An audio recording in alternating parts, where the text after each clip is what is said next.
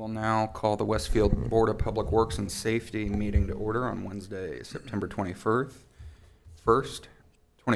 excuse me. Would the clerk recognize the presence of a quorum, please? Chuck Lehman. Here. Mayor Willis. Here. Nick Barbknick. Here. You do have a quorum. Thank you. Having reviewed the minutes from the August 27th meeting, do we have a motion to approve the minutes as presented? I will make a motion to approve the minutes as presented. Second.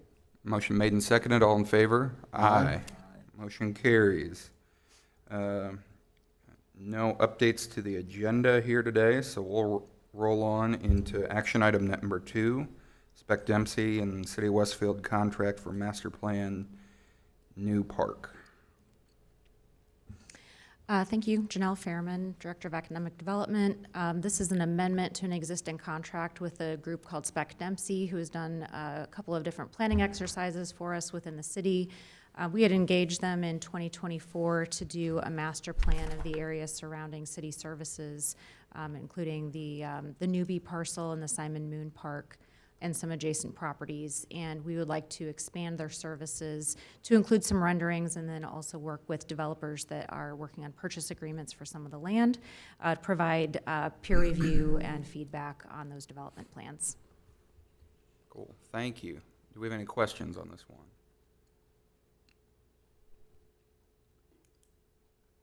Sounds great. Do we have a motion to approve? So moved. Second. Motion made and seconded. All in favor? Aye. Motion carries. Thank you. Action item number 3, Winterberg Developer LLC in Westfield, Winterberg Resurfacing Development Agreement. Thank you. For the record, Michael Pierce, City Engineer, Public Works.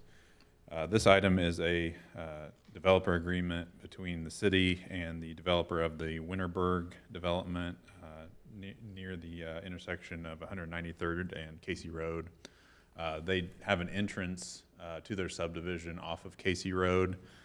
Typically, as part of that development, they'd be required to build an A-cell-D-cell lane and then also resurface that roadway. The reason we have this agreement before you for a couple of reasons. One is that Casey Road's in a condition such that resurfacing and just the 1.5 inch resurfacing that we typically require really wouldn't be a lasting repair to this roadway. And also we have planned improvements at 193rd Street and Casey Road for a roundabout that would be constructed probably in the next few years. That would require some reworking of that roadway anyway. So this developer agreement is essentially the developer paying us what the cost of resurfacing would be so that we can take those funds and apply it to the more permanent repairs that'll happen there in the next few years. So this agreement's for just over $54,000 that we would accept for road impact fees and use toward those future improvements. Makes sense to me. It takes the money and really saves it overall. Might not save them, but it saves overall because we got to rebuild the road. Any other questions on this one? Do we have a motion to approve? I'll make a motion to approve as presented. I'll second. Motion made and seconded. All in favor? Aye. Motion Aye. carried. Oh, sorry. Nope, I said aye. Motion carries. All right.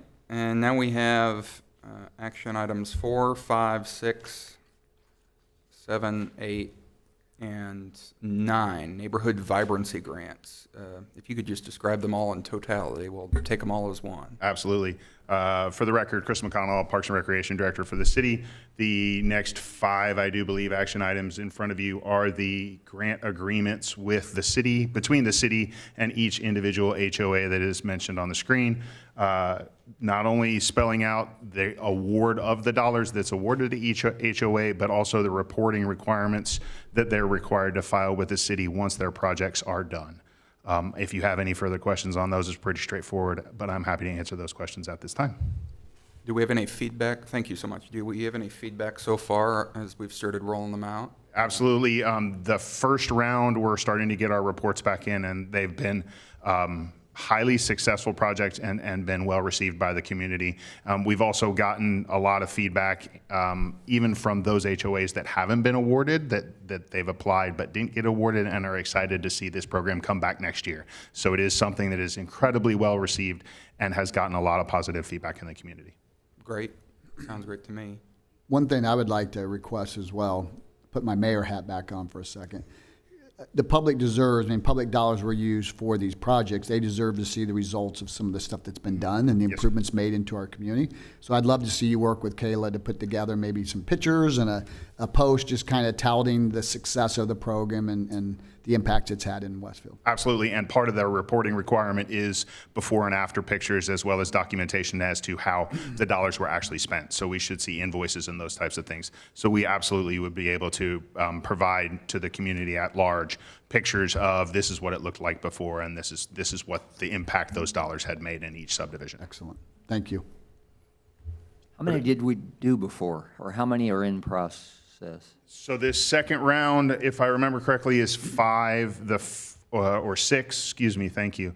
And the first round was 19. So we've awarded quite a few this year. Right. And inevitably, when someone in the neighborhood disagrees with how the funding was chosen to be spent, it's on the HOA to decide how to spend it, right? Yeah, they present to the selection committee an actual project, and they have to present not only that project but details for the project as well as a quote from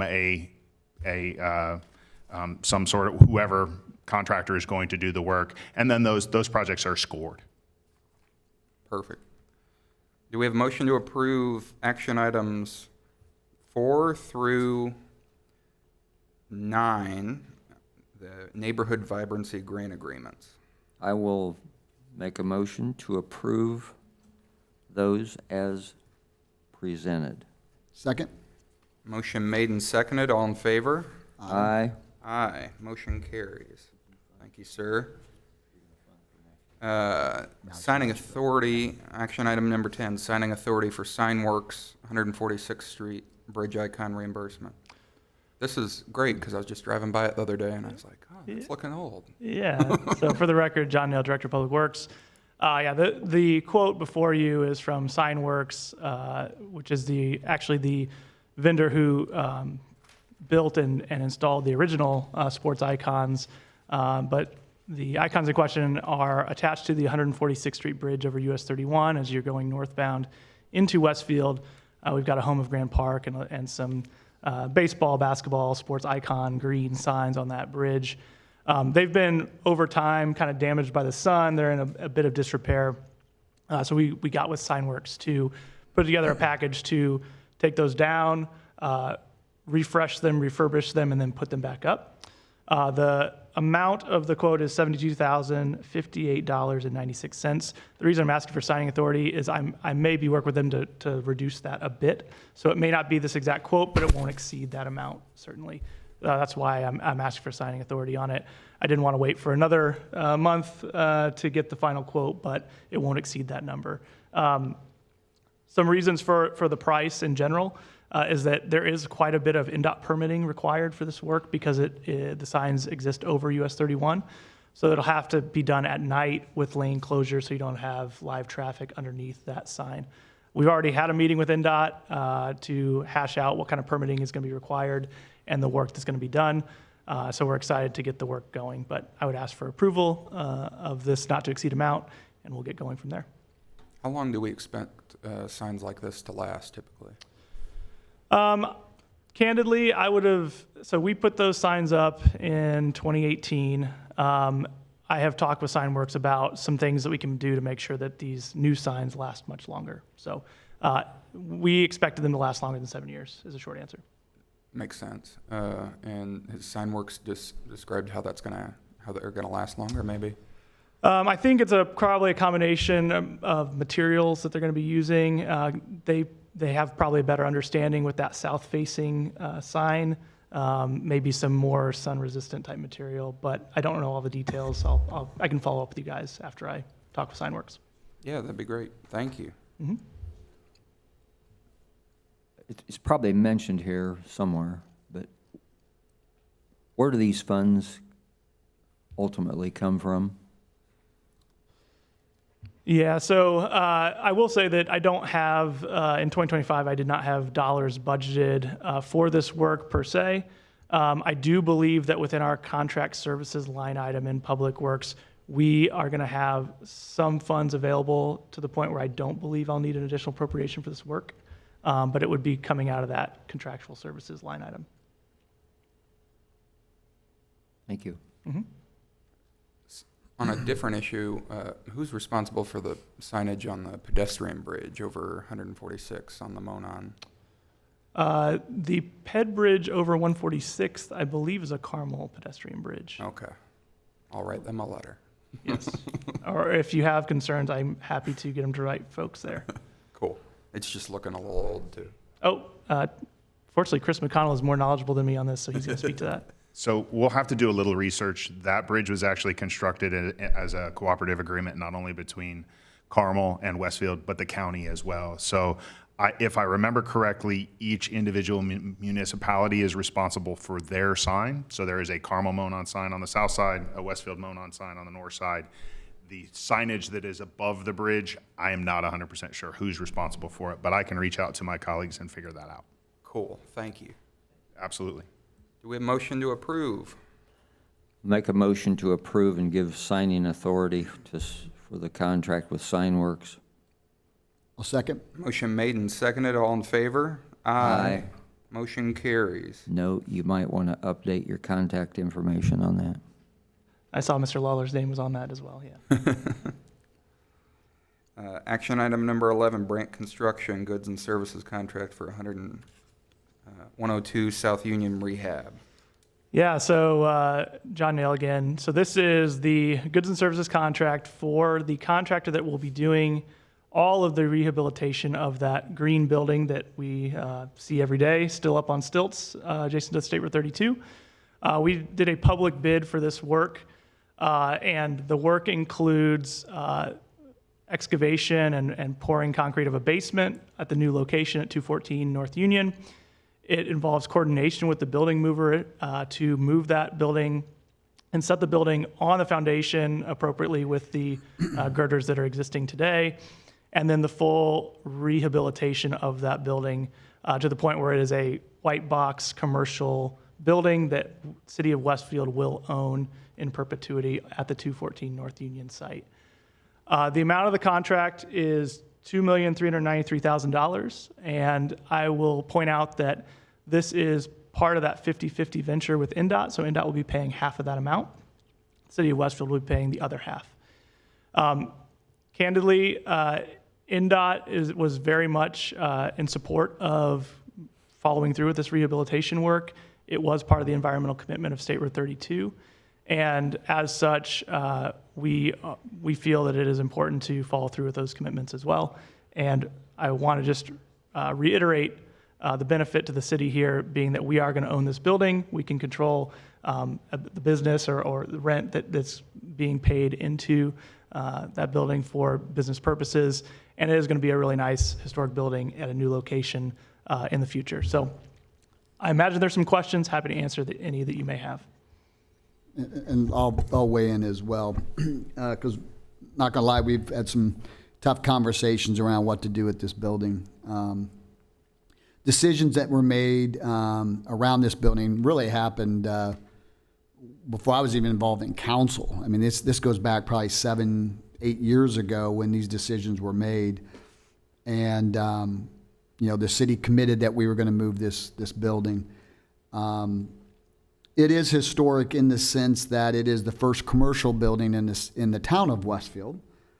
It does date back to the mid-1800s, and I do believe, based on that fact and the fact that the city has been moving in this direction for quite some time, that we need to hold to those commitments and we need to spend the money and get this done.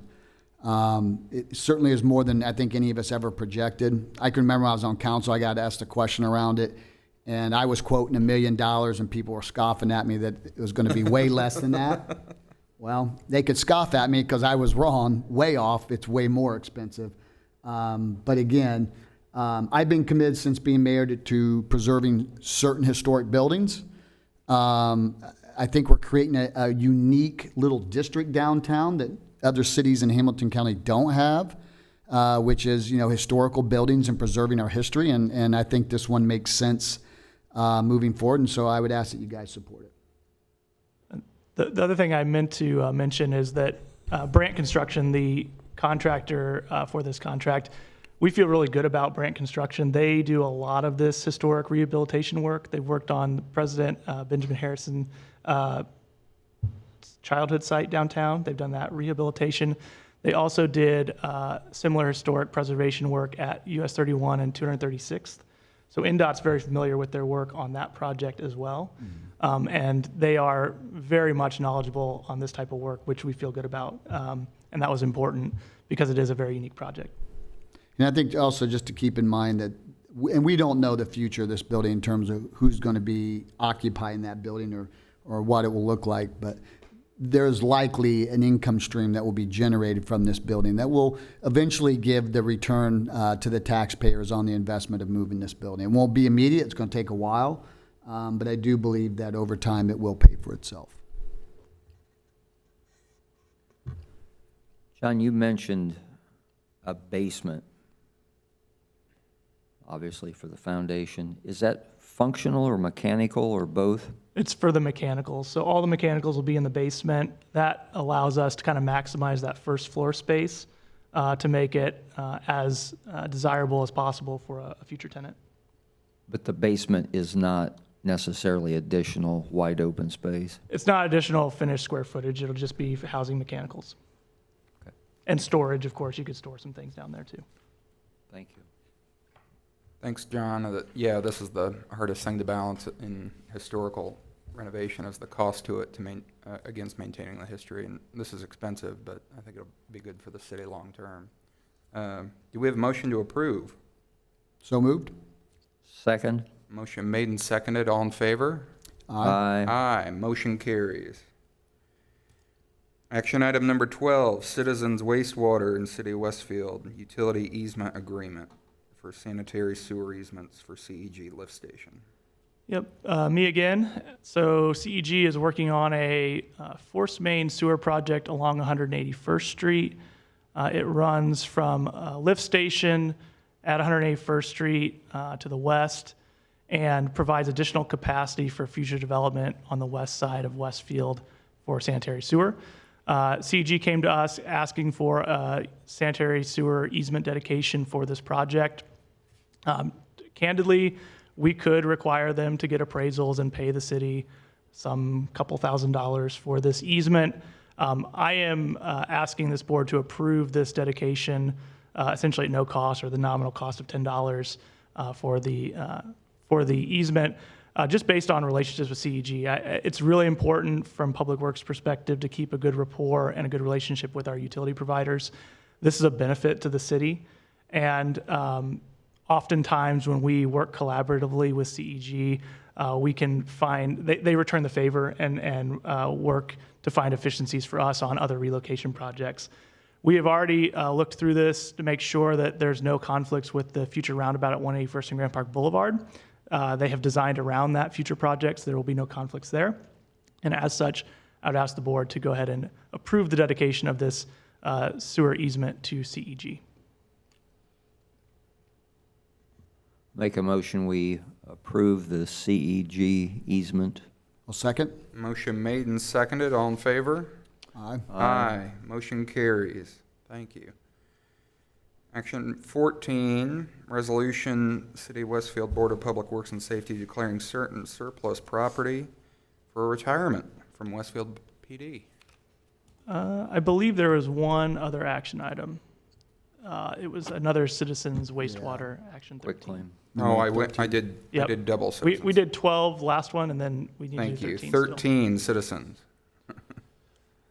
So a different force main project CG is working on up near the 191st and East Street area.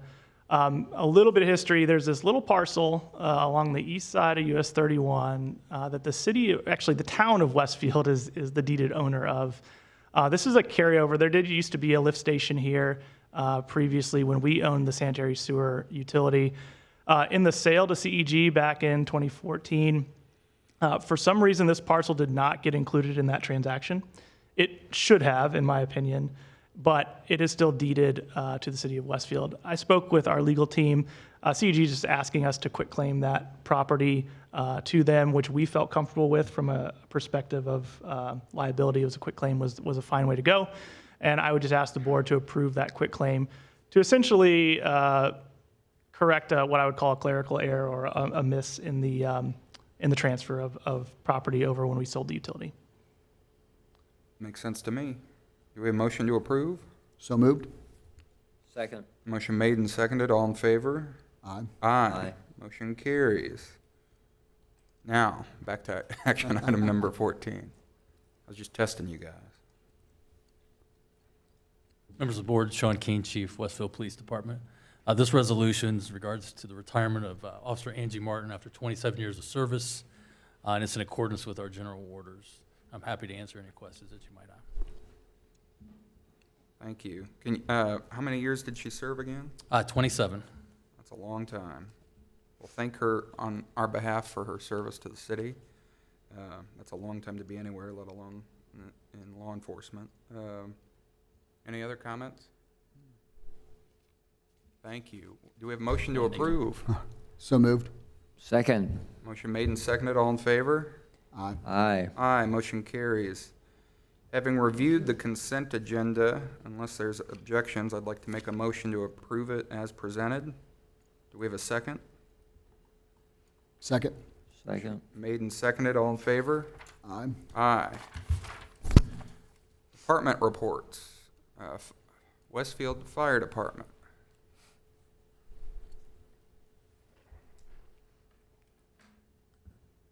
Afternoon, members of the board. Rob Gaylor, Westfield Fire Department. Taking a snapshot in time and looking at our August report, there's a couple things that I want to report or bring out, and not necessarily in this report, but just kind of closing some loops and providing an update on some of the things that have taken place in the month of August. Obviously, we wrapped up Colts Camp, moved from that right into Live, home football, and finished the month out with an LEPC full-scale exercise that involved multiple agencies down on the south side of town. All of those things went off without a hitch and were successful events. But it was a busy August for us. In 2025, we responded to more than 18 responses a day. Still, our average turnout time was 1 minute and 7 seconds, and we had a total of 1,237 apparatus responses. It got me thinking as I started looking at this, what does that compare to 24? Where are we at the end of the month? I'm going to throw a couple numbers at you, and your head's going to kind of roll, but we're up almost 11% in call volume, 10.74% in overall call volume comparatively from same time frame versus 24 to 25. Here's where, once we started our conversation in April about extended care facilities and passing the ordinance and our education component with that, I did a comparison for the same months in 24 versus 25. Our call volume is down almost 20% to those care facilities. So not only are we seeing and we're driving those runs down to our care facilities, 19.93%, but our overall call volume is up. Had we not passed the ordinance, doesn't take a very educated person to see that that would be well over 20 calls a day, 21, 22, 23 calls a day on the average that we would have done. So I just wanted to point out those highlights. I appreciate what the board has done in the support of public safety, but just wanted to call that out. Our education piece is really taken hold, and it's a positive change in what we've seen day to day. So outside of that, happy to answer any questions if you folks have any. Yeah, that was going to be my first question. That's great news on the progress that's an impact that's made. Just on the Fire Union 4416 concerns that we've spoken about, could we just get an update about that in the future as you work with the city to figure out resolution of those concerns at a future meeting? Yeah, I'm not going to speak on behalf of the 4416, but I'm sure that if there are questions or updates that the board would like to receive from them, they will be here and able to present that. Happy to speak on behalf of the organization as a whole. Yep. But I'm not going to speak for the local. Yeah, okay, thank you. Thank you, guys. I've got a quick question for Yes, you, sir. Chief. Are we ready to go for this new policy? Because that goes into effect October 1st, does it not? Yes, and I think that's why we've seen most of the changes that we have seen is the large educational push. Our folks, Walter Rippey and Jamie and Patrick and Brandon and a lot of the folks in the EMS division have made multiple visits to the facilities, answering questions, educating, giving them some feedback. Hey, here's what constitutes a 911, here's what doesn't. So, yes. And have we worked with the clerk treasurer's office to make sure like invoicing and things like that are going to be ready? So we're going to if we run do it have the violators, we same can- way that we do our alarm fee process, and we handle that internally. We send the invoice and it'll come in. Right now, coming into the miscellaneous item line item that we have on our revenue side is fine. Again, the intent is not to make money on this. I don't see a large bundle of cash coming in. To be quite honest, I hope that we don't have to assess these fees, but we do have things in place that will make that work. Perfect, thank you. Thank you. Chief, going back to the data, the load of calls, or is it just from growth, or how's that break down? Yeah, I mean, obviously, we're a growing community, sixth fastest growing community in the country. We've doubled our population in the last 5 years. Anytime you get a large concentration of people in one area, you're going to have calls for service. It is not a direct one-to-one correlation. I can't sit here and tell you that if we have 10,000 more people, that equates to 1,000 more calls for service. And we can prove that just by looking at the visitors to Grand Park. We have over 5 million visitors to Grand Park a year. We don't get 50,000 calls for service to Grand Park. So, but I can rest assured that it is due to the population increase of the city. The more people are here, the more people are home, the more likelihood that they're going to call for needed services. It's great that we're out there, but looking into the future, we're already, we've been behind for a few years, so looks like we have more catching up to do. Yeah, we're making progress. We are. Good. Thank you. Yes, thank you. Thanks. Westfield Police, Chief Keen.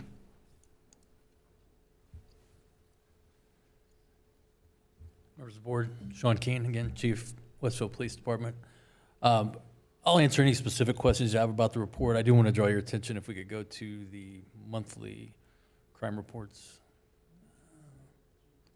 Keep going one more. There we go. So as we look at August this year compared to August last year, we see a significant decrease in the number of reported crimes. However, one significant event that we did have in August, we have not had, and thankfully do not have very often. We had 2 of our officers that were shot at during a pursuit.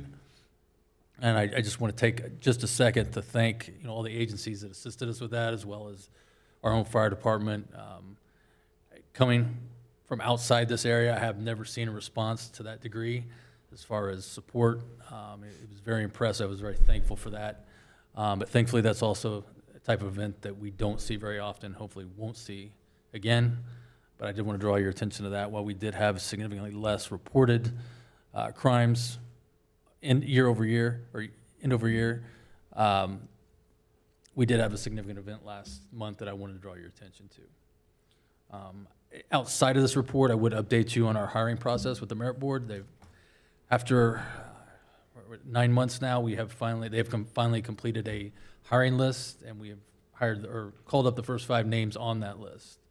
So 4 of those were laterals, and 1 is a new applicant who'll have to go through the academy. But we've just started that process, so we look to probably hire them November, December, and those are filling positions of retirements we've had throughout the year, Officer Martin being one of those. So I just wanted to update you on that process. We've also, today is the first testing for the next promotional list, that the merit board oversees that as well. So that's kind of an update on our merit board and where we're at.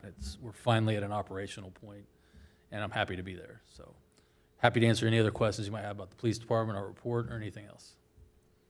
I just have a comment. It's an embarrassing fact that the police department got whooped by the fire department today at Wawa for a hoagie building.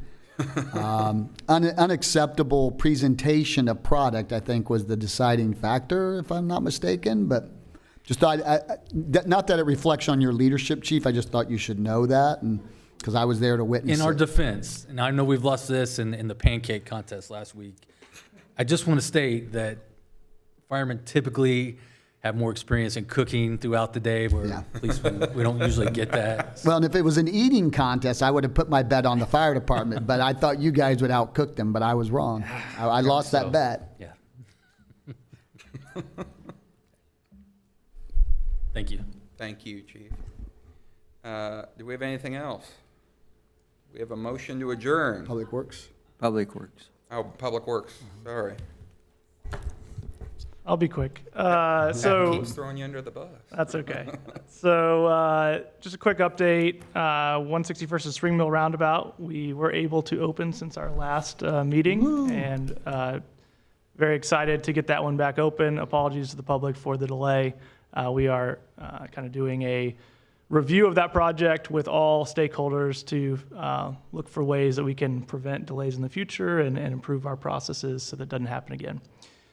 State Road 32 is scheduled to open between Union and Poplar on October 28th, as of our last progress meeting with our contractor. As a reminder to the public, that doesn't mean the project is done by any means. If you drive through there, that should be fairly obvious. But the closed section of it will open one lane each direction through the winter months then, and we don't expect any major closures in the future with that project. So that's a big milestone for that project. We move on to the next phase of MOT for maintenance of traffic for the project, which is a good step in the right direction. 171st and Ditch Roundabout is ongoing. The east leg of 171st Street is closed, but traffic north-south on Ditch remains open during construction of that roundabout. Town and Old 146, that roundabout project, which is located just north of 146th Street on Town Road, is in progress. That section of town is closed, and some dirt work and storm sewer type work has started on that project. And then lastly, you may notice if you drive by Rivet or the Park Street area, there was some work that was done on the northeast corner of Park and Poplar. That was our street department constructing another temporary parking area in that location. We're actually going to be utilizing that space for some laydown area as we demolish two houses on Park Street on the north side, just to the east of that parcel. That will all be temporary parking in the future to help support some of those Park Street businesses, and in advance of the Park and Poplar project, which will take away the temporary parking that's on the south side of Park Street. So that's all performed in-house. I just want to give a shout out to our street department. They have a lot of expertise, and they're a jack of many trades, including demoing houses. And we can do it quite a bit cheaper than hiring contractors to do that work. So just an example of our street department that's kind of supporting economic development and other departments in the city to try and help do things efficiently and cost effectively for our taxpayers. Any questions? And if I could just add, kudos to both Director Nail and Director Fairman. They've both been very proactive in trying to keep up with parking. I always felt like parking was a forgotten component of our downtown over the years, and it's going to be total chaos down there for the next several years, but I think the city has done a decent job of trying to stay proactive and look for opportunities to get people into that downtown area despite all the construction and removal of the assets that we have currently. So I appreciate that, John, and pass that on to Janelle too. I'd appreciate it. Quick question, were those grindings from other projects, or how do we get that material? Yeah, those are asphalt millings that we use for that parking area. It's a combination of other projects. We also were able to get some from our resurfacing contractor, and I believe we were able to pick some up as well from the contractor on 32, if I recall correctly. It's a benefit for us because it's a material that we can reuse certainly, and also it saves the contractor some disposal costs and trucking costs as well. So it's kind of a win-win for both That parties. was well done. I had an opportunity to be at a meeting and just watch them work for a bit, and it was like, wow, pretty efficient. Yeah, we've got some good operators on the street department, no doubt. Noticed a couple of roundabout beautification projects have started. Those are great, and it's good to see those continuing through as we catch up on those. Yeah, and that's Chris McConnell actually managed those projects. I agree, they turned out really well. I was very pleased with the result, and I know that he's got others that he's going to be doing in the future. Thank you. Anything else we're forgetting? Do we have a motion to adjourn? So moved. Second. Motion made and seconded. All in favor? Aye. Aye. We are adjourned.